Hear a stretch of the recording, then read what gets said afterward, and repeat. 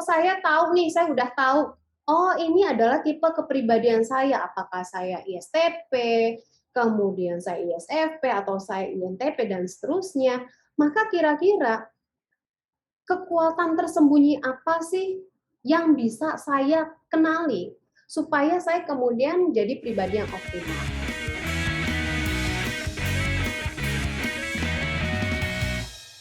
Kenapa hari ini saya fokuskan kepada kekuatan kita yang paling besar terkait dengan MBTI ini adalah begini.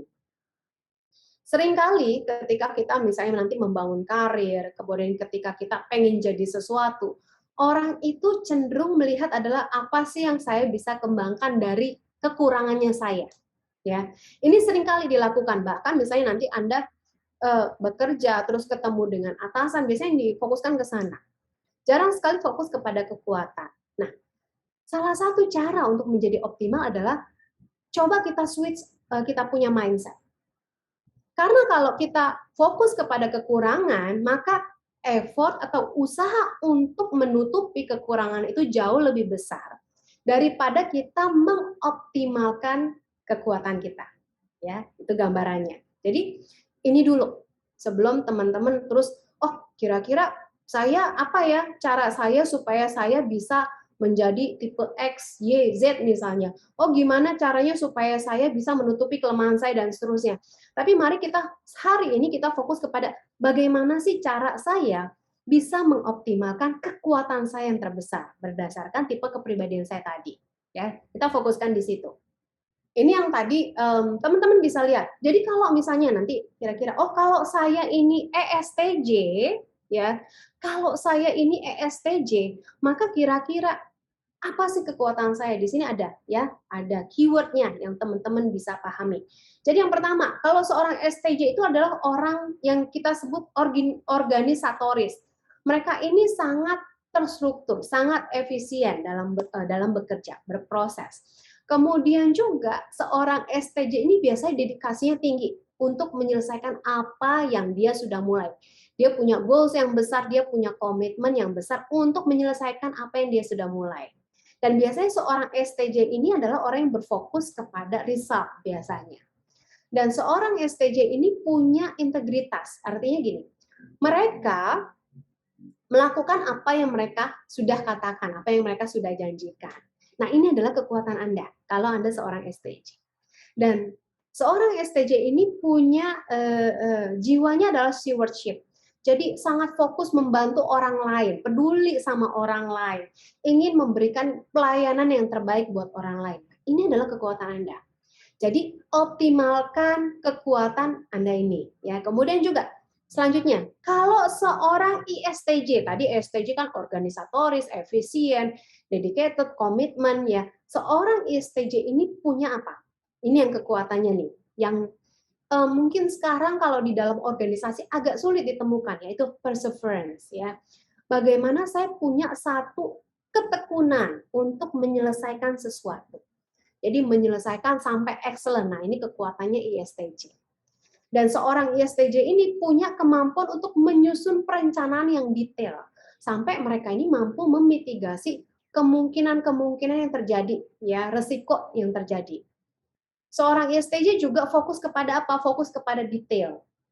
Jadi kalau Anda ingin sukses seorang ISTJ, carilah fungsi karir yang memang memperhatikan ketiga hal ini. Membutuhkan perencanaan, harus sangat tekun, kemudian juga fokus terhadap detail. Dan yang pasti seorang ISTJ ini adalah seorang yang loyal, ya, loyal terhadap hubungan, loyal terhadap fungsi dan perannya di dalam organisasi. Lalu gimana kalau kita berbicara INTJ? Ya, INTJ ini tadi fokusnya kita udah lihat ya, ESTJ dan ISTJ. Kalau kita berbicara INTJ, maka seorang INTJ ini kata kuncinya adalah strategi. Jadi kalau mau mencari seseorang atau Anda ingin sukses di dalam karir, carilah pekerjaan-pekerjaan yang berhubungan dengan berpikir strategis, melihat sesuatu secara luas. Nah, ini kekuatan INTJ. Biasanya juga kalau seorang INTJ ini punya kemampuan untuk memberikan ide-ide, inovasi. Karena yang tadi, kalau masih ingat ya, mereka melakukan apa? Visualisasi, imajinasi di dalam proses berpikir mereka. Dan seorang INTJ ini adalah orang yang punya determinasi, ya, punya keteguhan untuk mencapai apa yang ingin dia capai. Lalu seorang INTJ juga punya keinginan besar untuk selalu belajar. Nah, ini adalah kekuatan Anda. Dan sekarang ini adalah yang juga dicari di dalam organisasi, ya, ketika kita berbicara karir. Lalu kemudian ENTJ, ya, tadi INTJ ngomongin strategi, orang yang jago strategi, inovasi gitu ya. Kalau seorang ENTJ ini dia punya apa? Kekuatannya adalah yang ini, strong will. Ya, dia punya kekuatan apa ya? Keteguhan, punya keinginan yang sangat kuat untuk mencapai sesuatu. Jadi punya mimpinya besar. Kemudian orangnya efisien, sangat praktis. Jadi fokusnya kepada apa? Fokus kepada solusi. Jadi kalau Anda ingin sukses di karir dan Anda adalah seorang NTJ, maka carilah pekerjaan-pekerjaan yang sifatnya bukan yang sangat birokratis, tapi yang sifatnya adalah sangat efisien, prosesnya sangat efektif. Lalu kemudian seorang NTJ ini adalah seorang strategic thinker, ya, sama kurang lebih dengan yang INTJ. Mereka mampu berpikir strategis. Dan yang terakhir adalah, ini kata kuncinya nih, seorang INTJ adalah seorang yang karismatik sebagai seorang pemimpin. Jadi auranya jadi dirasakan gitu sama orang lain, ya. Ini yang sedang banyak dicari di perusahaan ketika mau memimpin sebuah organisasi. Jadi kalau Anda punya potensi as a charismatic leader, kembangkan kepemimpinan itu. Oke, kita lanjut ke SFJ. Oke, kata kuncinya adalah SFJ memiliki strong practical skills, kemudian juga orangnya hangat, ya, orangnya hangat, loyal, kemudian juga stand up, ya, orangnya sangat disiplin, ya. Ini kekuatan Anda. Kemudian kalau ISFJ, ya, adalah seorang yang praktis, seorang yang pekerja keras, suportif, kemudian juga orangnya jujur. Ya, ini adalah kekuatan Anda. Dan di dalam fungsi organisasi, orang-orang ini juga banyak dicari, ya. Terutama apa? Pekerjaan-pekerjaan yang membutuhkan hubungan interpersonal dengan orang lain. Seperti contohnya misalnya customer service, atau misalnya employee relations atau customer relations dan sebagainya. Lalu kemudian INFJ dan ENFJ. Kalau kita berbicara INFJ, maka kekuatannya adalah mereka seorang INFJ ini orangnya sangat praktis, ya. Kemudian juga punya belas kasihan, jadi mudah tersentuh sama orang lain. Senang sesuatu yang sifatnya damai, terus decisive, ya. Ini juga adalah gambaran kekuatannya INFJ. Biasa INFJ ini diperlukan nih, contoh misalnya sebagai counselor misalnya, atau misalnya sebagai terapis, atau sebagai volunteer di social organization dan seterusnya. Dan ENFJ juga sama seperti tadi INFJ, ini suka membangun satu lingkungan yang peace, yang damai. Tidak senang konflik, maka cocok banget untuk pekerjaan-pekerjaan diplomasi, misalnya negosiasi. Kemudian juga apa? Kekuatan seorang ENFJ adalah mampu berkomunikasi. Biasanya seorang ENFJ ini adalah seorang komunikator yang ulung, ya. Dan apa? Kekuatan yang lainnya lagi adalah mampu mempengaruhi orang lain dan punya kepemimpinan. Jadi kalau misalnya Anda punya profil ENFJ ini, mungkin salah satunya adalah misalnya menjadi seorang trainer, atau misalnya menjadi seorang sales pun itu akan menjadi sangat efektif, ya. Kemudian selanjutnya, ini ada sudah 8, ya. Selanjutnya adalah ESTP. ESTP dan ISTP, nah kita lihat bedanya. Kalau STP ini punya mentalnya adalah can do attitude. Jadi saya pokoknya bisa ngerjain apa aja deh. Saya orangnya sangat positif. Terus juga bold, ya, teguh nih, ya.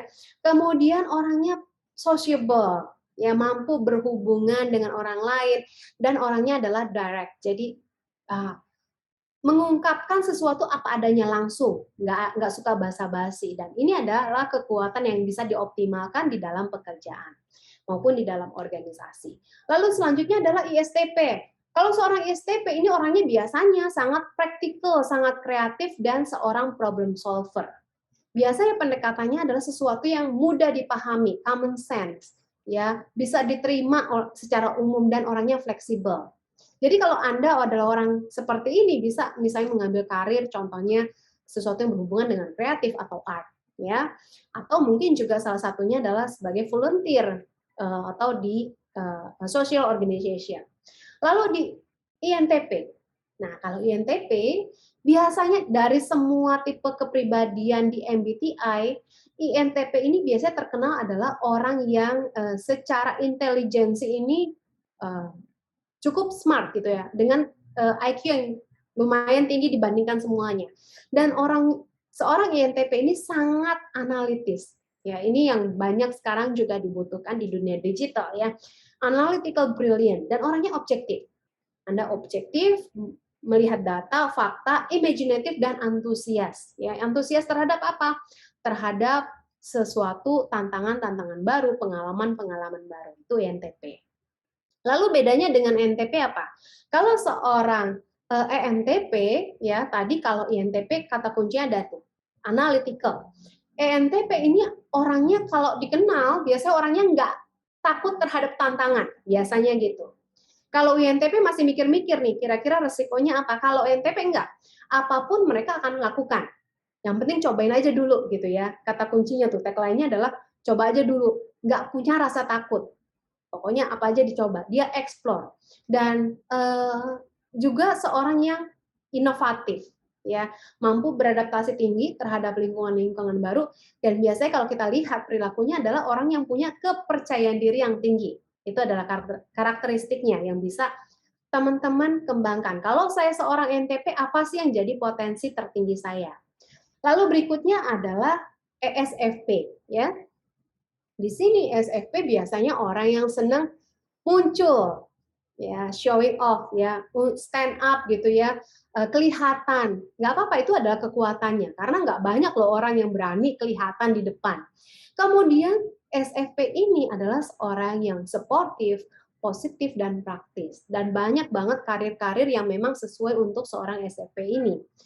Kemudian ISFP, bedanya apa? Kalau SFP senang muncul, termasuk juga sangat terbuka mengungkapkan pendapatnya. Kalau seorang ISFP ini tipenya adalah seorang pengamat yang sangat baik. Dia bisa mampu memotret perilaku-perilaku orang, mengenali tanda-tanda atau gesture seseorang dengan lebih detail dibandingkan seorang ISFP. Dan seorang ISFP ini adalah seorang yang spontan, yang bold. Tapi juga dia adalah apa? Seorang yang punya prinsip. Jadi kita bisa katakan bahwa orang-orang ISP ini mereka orang yang cenderung idealis, ya, dan juga individual. Artinya apa? Mereka tidak terlalu memikirkan apa yang dikatakan orang lain, tapi fokus apa yang menjadi diri mereka sendiri. Kemudian selanjutnya adalah INFP, ya. Kalau kita berbicara INFP, agak sedikit mirip dengan ISFP adalah istilahnya tadi saya sempat sebutkan ISFP itu agak idealis. Nah, yang paling idealis ya, pokoknya saya punya idealismenya tuh sangat tinggi. Nah, ini adalah seorang INFP. Kalau ingin melakukan pekerjaan yang sesuai dengan INFP itu adalah salah satu contoh nih, misalnya internal audit, ya, atau misalnya risk management. Nah, ini cocok banget buat INFP. Kenapa? Karena mereka punya idealisme, ya, fokus kepada prinsip-prinsip yang ada, prosedur yang ada, kebijakan yang ada, punya integritas, tapi juga di baliknya ada bisa kompromi terhadap apa perasaan orang lain, ya, dan punya dedikasi tinggi terhadap pekerjaan ataupun perannya di dalam organisasi maupun di lingkungan. Dan kemudian yang terakhir adalah ENFP.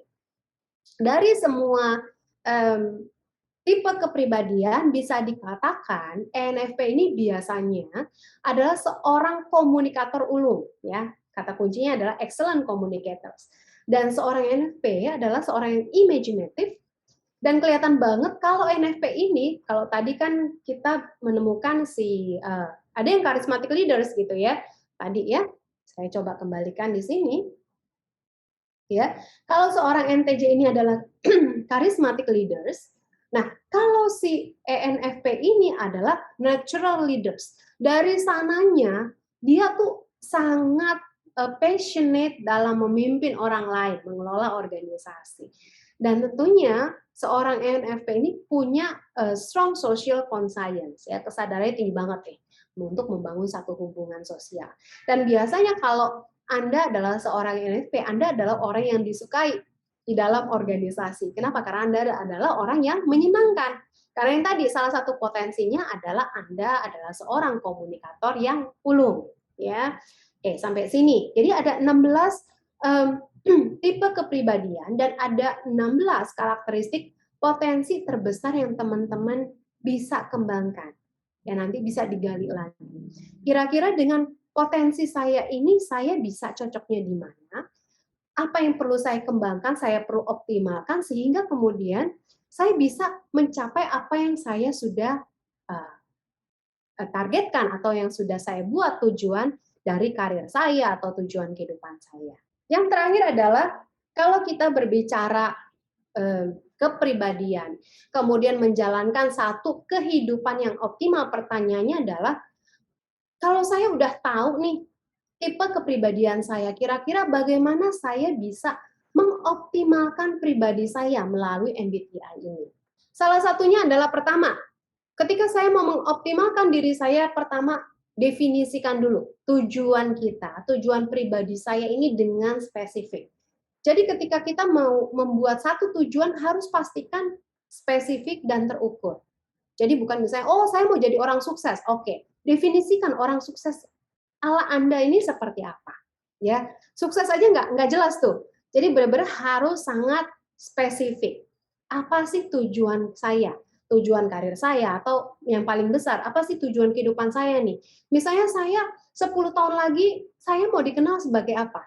Ya, definisikan dulu tujuannya. Sebelum kita bilang, oh saya gimana sih mau mengoptimalkan pribadi saya berdasarkan tipe kepribadian saya. Lalu yang kedua adalah setelah saya tahu tujuan saya kemana, maka yang kedua, kenali dan optimalkan potensi terbesar Anda. Ya, kenali dulu. Yang tadi, oh gimana cara mengenalinya? Salah satu yang dilakukan, yang efektif adalah lakukan self-talk. Ya, berbicara kepada diri sendiri. Saya ini seperti apa sih? Apa sih yang menjadi hal yang paling berharga buat saya? Apa sih ketakutan terbesar saya, ya. Kemudian juga cari feedback dari orang lain. Bagaimana cara mereka melihat Anda, ya. Dan fokuskan kepada apa yang tadi, fokuskan kepada kekuatan terbesar apa sih yang benar-benar Anda miliki. Kemudian optimalkan kekuatan terbesar Anda. Artinya apa? Rajin-rajinlah untuk melakukan pertumbuhan pribadi, baik melalui buku, ikuti sesi coaching misalnya gitu ya, atau misalnya diskusi, ikuti grup-grup yang bermanfaat yang memang bisa meningkatkan potensi Anda dan seterusnya. Jadi pastikan Anda membangun satu jaringan, jejaring yang positif yang bisa menumbuhkan pribadi rekan-rekan untuk menjadi lebih optimal. Jadi nggak cuman hobi, kalau hobinya memang bisa mendukung ya tujuan Anda, tujuan kehidupan Anda, silakan. Oke. Tapi kalau enggak, coba lebih baik dipikirkan lagi ya. Karena apa? Pastikan apa yang saya pilih hari ini benar-benar sangat bermanfaat buat saya. Lalu yang ketiga adalah, nah, ini juga nih tantangan, yaitu bangun kebiasaan baik. Paling mudah juga kalau berbicara otak, paling mudah mengikuti kebiasaan membangun kebiasaan buruk. Contoh, lebih mudah bangun pagi atau santai-santai. Lebih mudah santai-santai. Lebih mudah baca buku atau nonton TV, Netflix misalnya. Ya. Biasanya aduh capek misalnya baca buku atau audiobook dan sebagainya. Itu kayaknya kurang menyenangkan dibandingkan misalnya nonton santai-santai. Maka untuk menjadi optimal bangun kebiasaan baik. Dan membangun kebiasaan nggak cukup 20 hari, 30 hari, tapi lakukan itu secara konsisten, minimal 180 hari, baru tuh terbentuk yang namanya kebiasaan baik. Lalu kemudian yang keempat adalah pelajari, ya. Pelajari aktivitas hal baru. Yang membuat kita bertumbuh adalah pertama kita punya growth mindset, ya. Mindset yang bertumbuh. Artinya kita berani keluar dari zona kita yang sekarang. pelajari hal-hal baru, aktivitas-aktivitas baru, mungkin juga sesuatu yang di luar kesukaannya Anda, kesukaannya rekan-rekan. Oh, saya nggak suka nih misalnya menghitung misalnya. Coba untuk mengambil aktivitas menghitung, fokus kepada detail. Mungkin karena belum dibiasakan, ya. Atau hal-hal lain, misalnya, oh saya orangnya nggak pede untuk public speaking misalnya. Mungkin karena itu belum terbiasa, padahal mungkin potensi Anda adalah menjadi seorang public speaker misalnya. Oke, jadi pelajari hal-hal yang baru yang memang sangat bermanfaat untuk mengoptimalkan diri kita. Lalu kemudian yang kelima adalah bangun jejaring Anda. Ya, ini penting nih. Kalau kita ingin sukses dalam kehidupan, nggak bisa tuh cuma hidup sendiri, gitu ya. Kenapa? Karena kita makhluk sosial. Dan kesuksesan salah satu aspek kritikalnya adalah ketika kita punya networking, punya jejaring yang bisa mendukung tujuan kita yang tadi. Ya, makanya dari sekarang misalnya teman-teman saat ini usianya let's say di bawah 20-an atau usia 20-an, ini adalah waktu yang tepat untuk membangun jejaring. Nanti 10 tahun kemudian teman-teman akan rasain, oh ternyata ini ya manfaatnya saya membangun jejaring saya. Ya. Kemudian yang terakhir adalah, nah ini mungkin yang masih jarang dilakukan adalah miliki mentor yang bisa membimbing rekan-rekan untuk mencapai tujuan. Atau kolega atau teman atau sahabat yang memang punya mentalitas adalah mendukung, suportif untuk mencapai tujuan Anda. Ini penting banget, apalagi kalau misalnya ternyata kita lagi, aduh saya lagi down nih, saya ngerasa kok apa yang saya lakukan gagal. Nah, mentor atau kolega sahabat Anda yang bisa support Anda ini sangat penting dalam mencapai kehidupan optimal Anda di masa depan.